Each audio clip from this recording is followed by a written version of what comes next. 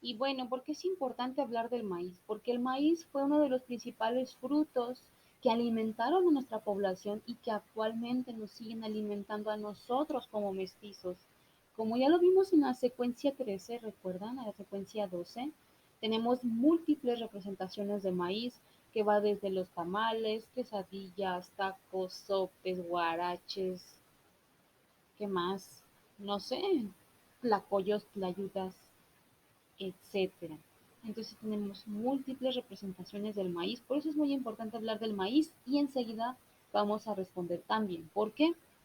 Como mencionaba, las mujeres principalmente fueron las recolectoras y cosechadoras y observadoras de la naturaleza. Por tanto, también lograron no solo domesticar el maíz, también lograron domesticar los frijoles, el chile, el jitomate, la calabaza, el cacao y la vainilla. ¿Qué significa domesticar? Que lograron conocer y comprender y cultivar en sus propios huertos, en sus propias casas, estos frutos. Y son los más básicos que la tierra da fácilmente para alimentar a los seres humanos. Pero el maíz fue el principal. ¿Por qué? Porque lograron transformarlo a la vainita que era a un gran elote del que conocemos actualmente. Bueno, el maíz se adaptó desde diferentes medio ambientes. El maíz para que lograra tener la forma que tiene actualmente, se experimentó desde climas secos, climas templados, hasta climas tropicales. Por eso es que se logra una forma distinta. No es el mismo maíz el que se siembra en el desierto, tampoco es el mismo maíz el que se siembra en las selvas, o no es el mismo maíz el que se siembra también en las montañas. Va variando porque va de acuerdo a qué tan caluroso es, qué tan frío es, qué tan alto es o qué tan bajo es. También mm, las necesidades culturales que tenga cada grupo. Por ejemplo, si tú tienes una necesidad alimenticia de alimentar urgentemente a tu población, tal vez el maíz tenga una composición y una forma diferente a aquellas personas que no lo necesitan tanto. ¿Por qué? Porque no te va a dar en la misma cantidad y no va a ser del mismo tamaño. Entonces el maíz se da según el clima, según el suelo, según la altura y según el ecosistema, pero principalmente según las necesidades y según las tradiciones, como las milpas, ¿no? Y también a esto no solo le pasa al maíz, también le pasa a la calabaza, le pasa al chile, le pasa al frijol, le pasa al cacao.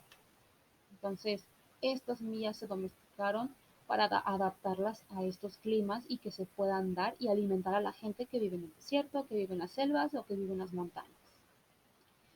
¿Qué pasa? Pasa que este es un ejemplo de adaptación del maíz. Hay una cueva, como esta que están viendo ustedes, que se llama, si no mal recuerdo, esta cueva está en Oaxaca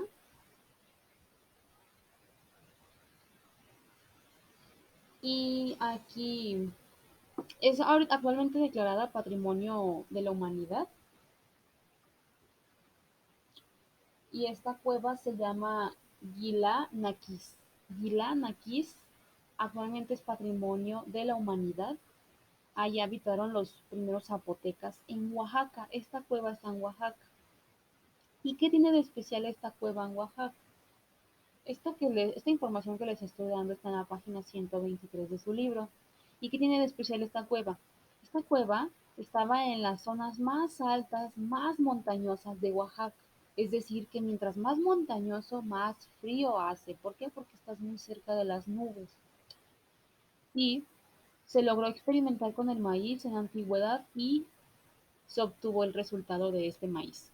El maíz nace con un color más oscuro para protegerse de los climas más bajos. Entonces, el maíz, por supuesto, logró obtenerse a pesar del frío, a pesar de la oscuridad y a pesar de la altura, con una adaptación ambiental y una necesidad distinta. Por eso es que yo insisto, no es lo mismo el maíz que tienes en el desierto, no es lo mismo el maíz de las selvas tropicales.